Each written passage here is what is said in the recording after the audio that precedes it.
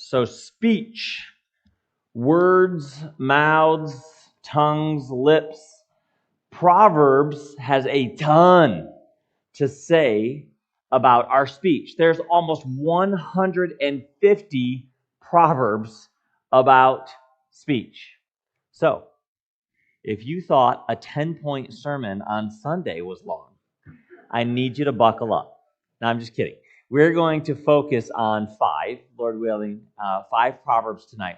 And the question that I want us to ask is this: what is the goal for our words? What does Solomon commend for us? What should we be striving for?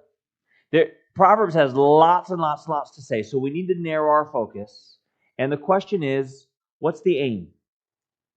What should we be seeking to do with our speech, with the words that come out of our mouths? So, I'd like to begin with Proverbs chapter 25, verses 11 and 12. So if you'll turn in your copies of Scripture to Proverbs 25, 11 and 12, we'll be here for a few moments. And Solomon writes this. I love this picture that he paints. A word fitly spoken is like apples of gold in settings of silver. You can just picture it right away, can't you? A beautiful golden apple with beautiful silver filigree around it. It's all set up right on purpose. Verse 12, like an earring of gold and an ornament of fine gold. Then he says, is a wise rebuker to an obedient ear. Well, that whole thing just changed, didn't it? You have apples of gold in settings of silver. You have a gold earring. You've got this portrait of beauty, but then it ends, is a wise rebuker to an obedient ear. So what Solomon's doing here is he's painting a picture of what a wise rebuke looks like. The point here is this: the setting, the context, the setting of words can make all the difference. In giving a rebuke, like a beautiful earring or an ornament that's in the right setting, just like a finely crafted apple in a beautiful setting with silver all around it that will accent the gold, so a carefully worded, a wise, a right rebuke in the right moment, it's something that's actually beautiful. That's what Solomon is saying here. So, let's think about this for a moment. In Proverbs, they're easy to read. They're short sayings. They're little sayings. They pack big truths. So let's wrestle with this. Let's look at it a little bit more carefully for a moment. What are the attributes of a good rebuke? What is Solomon commending his son to do? Well, I think the thing that jumps off the page to me first about this is the beauty. It's beautiful, right? We have apples of gold. We have settings of silver. We have golden earrings. We have an ornament of gold. And so the whole setting here, he's pointing to the beauty. And so what's happening here is it's that carefully chosen words can make all the difference. They can make a rebuke beautiful. They can make it helpful. I don't know if you're like this, but there are some authors I love reading their books because they can pick the right word that can help me understand. Whether it's they can paint the image, or they can explain the concept, or they draw me in because their vocabulary and the order of the words. There's some people that God has just gifted them with writing. They have the right word at the right time. And so too, with God's wisdom, a rebuke can be beautiful. So here's the question. When we need to step into crisis, crucial, significant conversations, if you've needed to have important conversations in the past week, are we carefully choosing our words? Are we seeking to use words that carry beauty, that are beautiful for that moment. Let's look a little bit closer. What do I mean by that? Well, another aspect of this is it's appropriate. What do I mean by that? Gold and silver go together. This is not, he doesn't say a word fitly spoken is like apples of gold in a mud puddle. Those don't go together. It's an apple of gold in a setting of silver. He doesn't say like an earring of pasta. Earrings are, you might get a pasta earring from a kid and you love it and you're thankful, right? We have pasta ornaments that hang on our Christmas tree, right? Because our 4-year-old made it. But a beautiful Christmas ornament is made out of gold or silver, right? It's appropriate. It fits. And in the same way, a wise word in the appropriate setting, the timing, the circumstances are right. A word fitly spoken. It's appropriate. The rebuke has to be at the right time. And so, that's the second question. First of all, are we carefully choosing our words? Second of all, when we need to have an important conversation, are we careful about the timing? Are we seeking to have that conversation in the right setting? More on that in a moment. Let's look at one other aspect of this. There's no way that we can look at this parable. A word fitly spoken is like apples of gold in settings of silver and not be drawn to the value, right? Like an earring of gold, an ornament of fine gold. Everything that Solomon is talking about here, it has value. I can tell you from personal experience, a timely rebuke in my life when a friend stepped in and said, Dave, you need to hear this. That is so valuable to me because it saves untold pain and damage that I was heading into, but that rebuke corrected my course and saved me. And so there's value in a wise rebuke. But there's two elements to this. One is this. Beautiful, appropriate words, they have to be given in the right setting for it to be valuable. They need to be the right words, and they need to be at the right time. But that's not the only aspect here. That's important. But what's the very last phrase that he says? Is a wise rebuker to what? An obedient ear. There needs to be a willing listener. And so for this to be valuable, the person needs to listen. Don't raise your hands. How many of you have tried to offer wise counsel the other person was not interested in hearing? It's not valuable to them. And so there has to be both of those components. They have to be the right words at the right times. There needs to be an obedient ear, a willing listener to receive those words.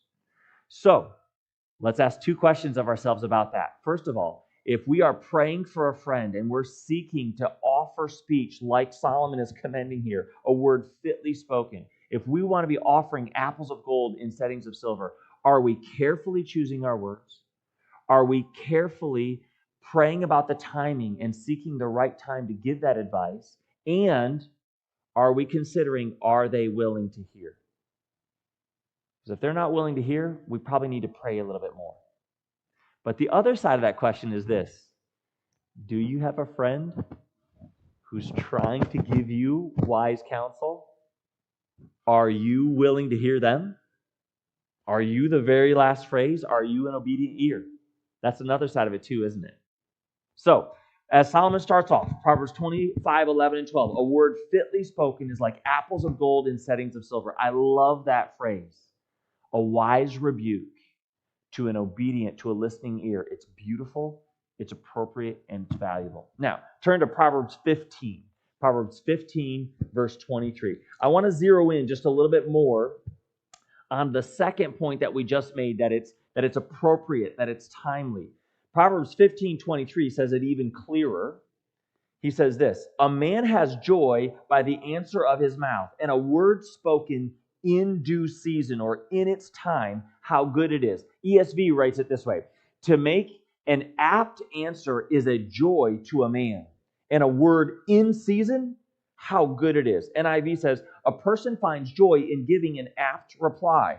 How good is a timely word. All right, so Solomon is really drawing out here a word spoken in due season. the timing matters, right? It's so important. So, but saying the right thing at the right time, it results in joy, right? You can see in all three of these, a man has joy.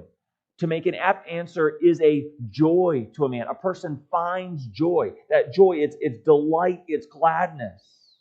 Now, there's two parts of it again, just like we saw in the last one. There is an answer. We see that. A man has joy by the answer. The ESV says it's an apt answer, or NIV gives the nuance, it's an apt reply. So there is counsel. There are words. Words must be shared. But not only that, there's right words, but they have to be in the right time, in due season. It's a timely word. It sounds just like apples of gold and settings of silver, but there's a little bit of a different approach. When Honora and I went through premarital counseling, they were very clear. Good premarital counseling should teach you how to have a good fight in a marriage, because you're going to have fights in marriage, so you need to learn how to fight right. That helps both of you and have good fights. What do I mean by that? You need to learn how to communicate well. And they were very clear. They said, if you need to have an important conversation, if you need to address something that you disagree on, or it's something that's it's becoming an issue, there are some things you've got to avoid. Don't have that conversation when one of you is hungry. Snickers has made a lot of money out of that joke, right? And we all laugh and we all think it's funny because it's true. Now, I think for some of us, it's more true than for others. And we had to learn the hard way. If I'm hungry, nothing good's going to happen.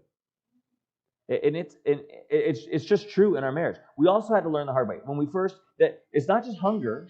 If you're tired, if someone is tired, that is not the right time to have a very, very important conversation. Some of you are going, oh, yeah, I know that too. Yeah.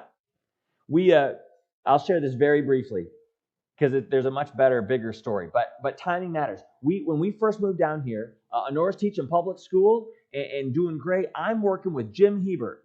And interestingly enough, I'm doing stucco. We're doing construction work outside. So we start early in the morning because it was summer of 98. We just passed a kind of warm summer, this last one. One of the headlines this last summer said, well, we just reached the records that we last set in 1998. This last summer, as hot as it was, the last time we had a summer that hot was 98. That's the summer we moved here, all right? I think I lost 30 pounds in the first 3 months. I'm working outside. She's making me 2 peanut butter milkshakes a day to try to maintain weight. I mean, I was sweating all day long. Anyway, I'm getting way off, and I was trying to make this short. I was tired when we came home. But I needed to learn, if she needs to talk, I've got to stand up. If I lay down, I was falling asleep in seconds. That's not good for a marriage, right? Timing matters. We had to learn those lessons early on. So, what speech does Solomon commend? He commends the right word, an apt reply, in due season, at the right time. Okay? So, beautiful, appropriate, valuable, but they've got to be timely. And what I'm saying is, they need to be timely for the other person, not just you. Right? Might be great timing for your schedule. Is it good timing for them, is what I'm saying. Okay, let's look at Proverbs 10, verse 19. Proverbs 10:19. And I just violated this principle in my last illustration, so you'll see what I'm saying. Proverbs 10:19 says this: in the multitude of words, sin is not lacking, but he who restrains his lips is wise. So, if you want to follow, Sharon's laughing at me, rightfully so, right? If you want to follow Solomon's advice, let your words be few. David said the same thing, right? Maybe Solomon got that a little bit from his dad. When words are many, transgression is not lacking, but whoever restrains his lips is prudent. That's the ESV. NIV says it this way: sin is not ended by multiplying words. I love that. It's true. But the prudent hold their tongue. So the point is this, and we know this is true, but it's good for us to be reminded. An abundance of words will inevitably, let me say that slower, an abundance of words will inevitably lead to sin. That's a biblical principle. You can take that to the bank. If you want to reduce the sin in your life, reduce your words. And I'm not just even talking about what comes out of our mouths. I'm talking about what we type and swipe, what we type. If you want to reduce the sin in your life, reduce the amount of speaking that you're doing, the emails that you're sending, the posts that you're posting. As we seek to grow in wisdom in our speech, we need to learn to restrain our words. The quantity of our words matter. And so let me ask a question. Don't answer this out loud. But think in your own life, when do you struggle with being too talkative? I think for many of us, there are certain settings that we find ourselves tending to talk more. So think about that in your own life for a moment. When do you find that you are too talkative? Afterwards, you look back and you say, man, I can't believe I spoke so much. What is it that draws you to speak more in those settings? It could be any number of things. It could be insecurity. It could be fear. It could be that you want those people to think more highly of you, and so you're trying to share things with them. It could be that you're trying to control the situation. You don't want someone else talking, so you're talking. There's lots of reasons. But if we want to get at the heart of how do I restrain my words, we can do some self-reflection and say, well, when do I talk too much? What might I need to do in those situations to eliminate wordiness or talkativeness? Okay? So, what speech does Solomon commend? Few words, limited words. Now, let's look at Proverbs 24:26. Proverbs 24:26.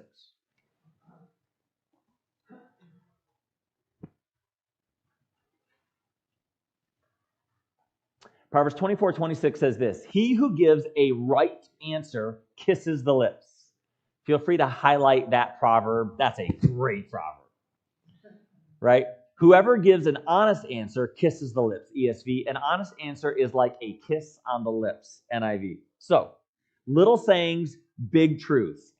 Few words, big impact, right? But what does it mean?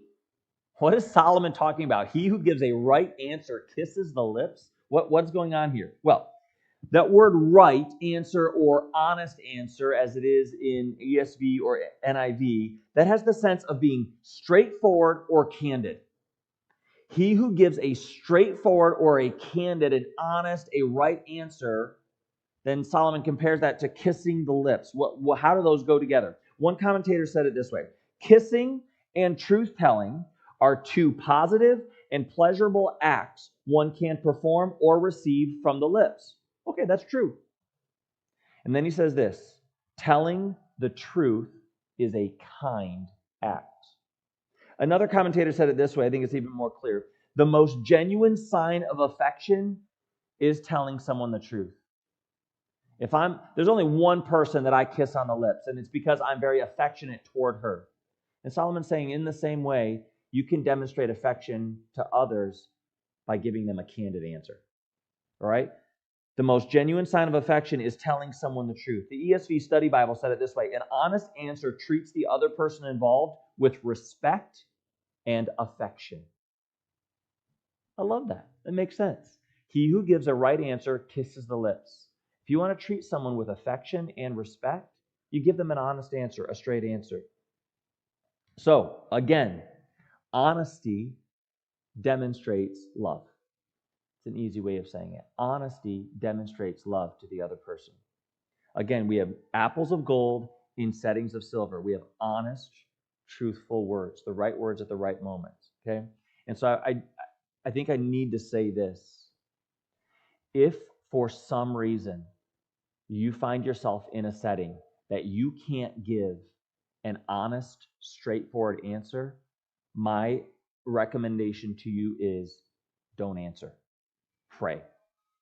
Pray that God would either give you the courage or God would change the setting so that you can give an honest, straightforward answer. Do not give a slightly untruthful answer or flatter the person and impinge your integrity. Honesty demonstrates love. The most genuine sign of affection is telling someone the truth. And then the fifth one, lastly, Proverbs 16:24. Please turn there. 16:24. Don't take my word for it. Look it up in your own Bibles, please. And these are worth highlighting. These are great proverbs that we need. Proverbs 16:24. He says this. Solomon says this. Pleasant words are like a honeycomb, sweetness to the soul and health to the bones. Right? Gracious words are like a honeycomb, sweetness to the soul and health to the body. Gracious words are a honeycomb, sweet to the soul and healing to the bones. I love this picture again. Look back up, if you will, at verse 21, Proverbs 16:21. There he says, the wise in heart will be called prudent, and sweetness of the lips increases learning. So there's a little bit of context to when we get to verse 24. In verse 21, he says, the wise in heart, okay? So last week we emphasized this when we were talking about family relationships, and we said the issues that the Proverbs deal with, they're heart issues. They come out in behavior, but they come from the heart. We're going there with words as well. The words that we speak, they flow from the heart. And so, verse 21, the wise in heart, if you are wise in your heart, then out of that wise heart are going to flow prudent or discerning or understanding words. And those words are sweet, sweetness of the lips. They're gracious words. They're pleasant speech. And what is a wise heart that then gives pleasant speech, gracious speech? What does it lead to? I love that last phrase. It increases learning. That's every teacher's dream right there. It promotes instruction. And the NLT actually in verse 21 uses the word persuasion. So the idea there is that if God gives you a wise heart that then flows out in gracious words, you are then encouraging your listener, you're persuading them toward the truth. What a beautiful picture. The prayer is that God gives us wise hearts. The origin. So then the gracious words can flow that can then lead to growth. So then we get down to 24. Pleasant words are like a honeycomb. So what is he talking about? Sweetness to the soul and health to the bones. We know in Proverbs, actually in Proverbs 24, Solomon talks about how honey is even healthy. And we know in Psalm 19, David said that God's instructions are even sweeter than the honeycomb, right? And so in Jewish culture, they're understanding honey, it has a pleasant taste, it's pleasant, but it's not only that, it's also medicinal. It brings healing. We still believe that. I love honey. I usually have at least a teaspoon of honey a day in my tea. It feels great on my throat, right? And so we know that honey, it tastes good, but it also, it's refreshing. It brings healing to us. I mean, there's a story, if you know the story of Jonathan in the battle with Saul, right? Jonathan is in the woods and the honey is giving him energy, right? It's good stuff. Sweet words. The point here is this. Pleasant words are like a honeycomb, sweetness to the soul and health to the bones. Sweet words are a powerful force for good. Sweet words are a powerful force for good. You want to encourage someone? Sweet words, beautiful words. Can you think of someone recently who said or wrote sweet words to you and it just lifted your spirits? I can. I hope you can. Thank God for them. Thank God for the encouragement that they gave you. So my question is, how can we encourage someone tonight with sweet words? Or maybe tomorrow? Who did God just bring to your mind? Can you call them? Can you send them a text? Can you write them a card? Who can you encourage with sweet words? So, what's the goal for our words? What should we be striving for? What kind of speech does Solomon commend? He commends sweet words, right? Words that are healing, that they're pleasant, they're gracious words. Does that reflect the kind of words that we've been saying recently? He commends honest words, candid, straightforward words, right? Few words, limited, restrained, choice words, timely words, the best words in the right moment for the recipient. And then the beautiful, appropriate, valuable words, words that are worth saying. The wise rebuker, apples of gold in settings of silver. This is the portrait that Solomon paints. Now, we should ask the question, okay, that's what we're going for. How do we get there? Let me get very, very practical for a few moments.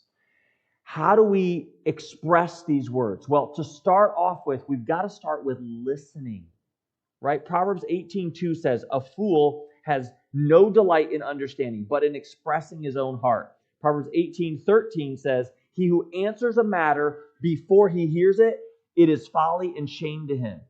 So the last thing that we want to do in trying to have words of life and trying to be giving gracious words to someone is if we just launch in and we give what we want to give and we don't listen to them, we're actually acting like a fool. We need to listen first. So to be a loving friend, we listen to what they're saying and give them the floor. And to listen well, you ask clarifying questions, right? Do I understand this well? We don't interrupt. We respond empathetically, and we seek to put ourselves in their shoes. If you already have an answer to what they're saying before they finish the sentence, we're probably not listening well enough.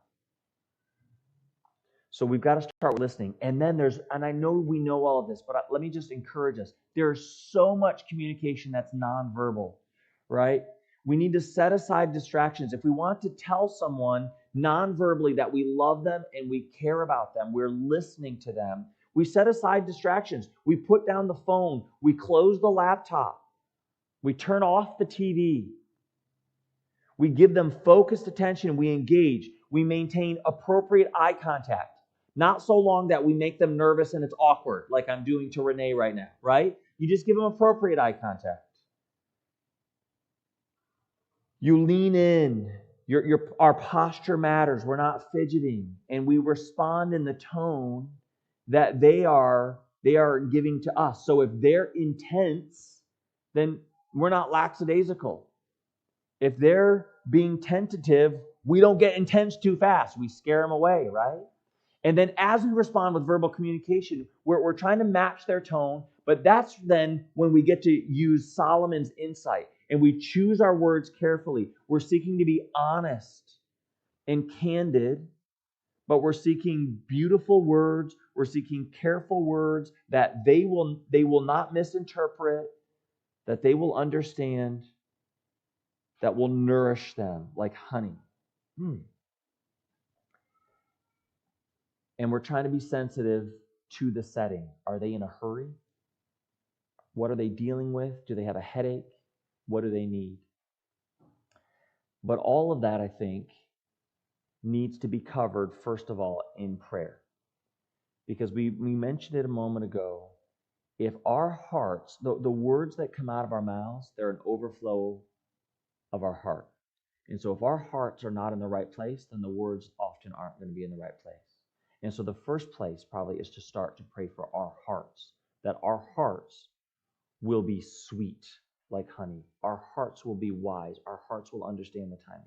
And then we can be a blessing to them. Now, we just looked at a few Proverbs. Proverbs gives us lots and lots of warnings about speech, and we know that, and we're going to look at some of those in future weeks. But I just want to close with some words from Jesus, because Jesus also warns us. He says this in Matthew chapter 12. He's speaking to Pharisees. Brood of vipers, how can you, being evil, speak good things? For out of the abundance of the heart, the mouth speaks. This is what we've been talking about. And he says this is encouraging. A good man or a good woman out of the good treasure of their heart brings forth good things. And an evil man out of the evil treasure brings forth evil things. But I say to you, I put them in bold. These are Jesus' words. I could have put the screen in red.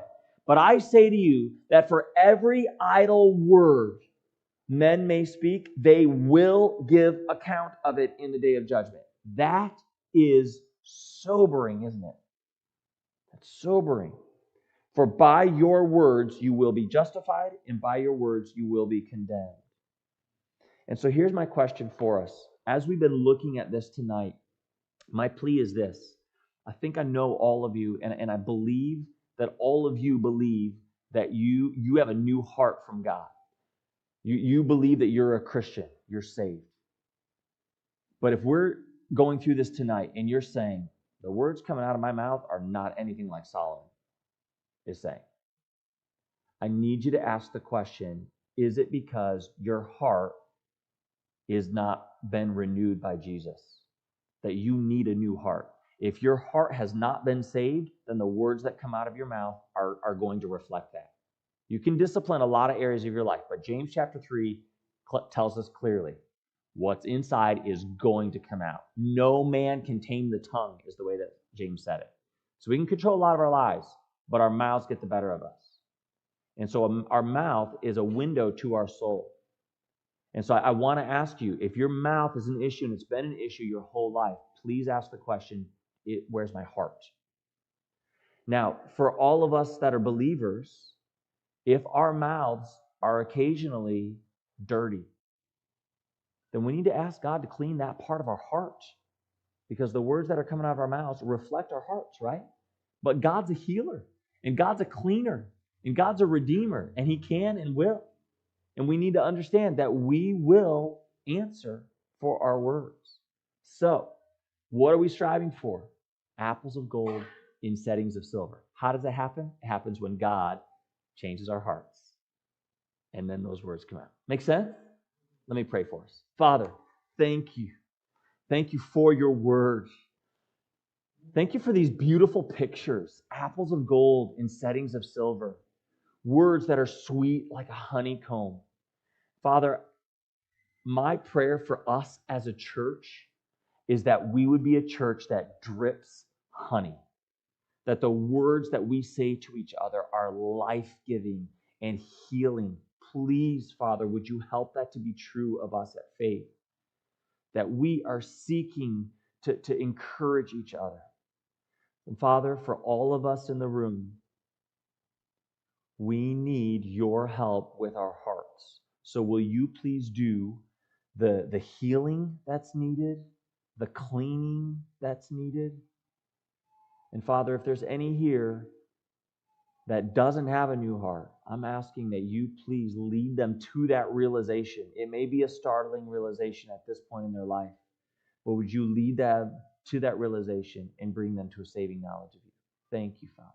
It's in your precious Son's name that we come to you. Amen.